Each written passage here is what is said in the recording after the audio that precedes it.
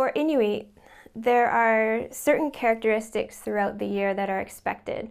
During different seasons and different times of the year, there's expected things in the environment or an animal behavior or body condition that are supposed to happen. And there's even language around that. So for example, different months of the year, well, actually different moon phases, 13 moons of the year, have a certain name that applies to that time. And that name embodies the environmental characteristics that are going on or that are expected.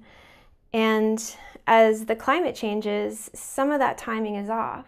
So some of the environmental characteristics that one would expect at that time or with that name of the moon or of the season aren't happening. So for example, in the month of June, which is called Kiksokakto in Inuktitut, that word is specifically for a process that happens on the surface of the sea ice.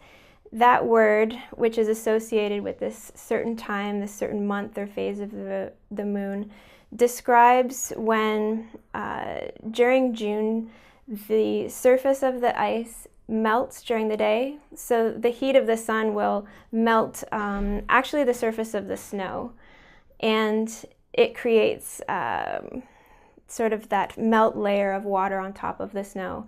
And then at nighttime, that very thin melt layer will freeze and create sort of a crunchy, very icy top surface. And so that process of melting during the day and refreezing at night is something that's expected at the certain time that month is named for. And now with changes going on in the climate, that time has been bumped up. It's now happening in May instead of June. So the language of the season, the language of the climate doesn't always apply. It's shifted. And so there's some people talking about this and asking, so what does that mean when the language around the environment is shifting a bit, is changing a bit? When we're talking to other people or to youth about environmental knowledge, we have to make sure that they understand where these shifts are happening, where these changes take place, and how it connects to the language, since the language and knowledge go together. So at certain times of year, people expect certain environmental conditions to be taking place, whether it's in the way that the sea ice might be forming up or the condition the sea ice should be in, different changes that animals are going through or landscapes might be going through. And when the timing of the expected environmental characteristics is off, that's what can put people at risk, because what you're expecting to happen doesn't. So for example, in March, in a certain area, you might expect to follow the trail that you have always followed, your ancestors have always followed.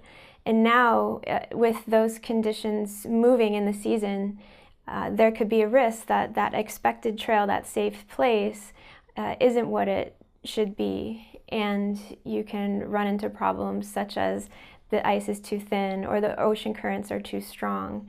And that could create some really big hazards for people that are traveling out on the land.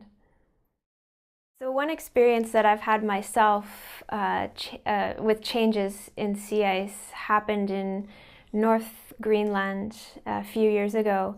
I was traveling with a friend, a hunter, and her dog team. And it was in March, and we were going through an area where the sea ice was very thin.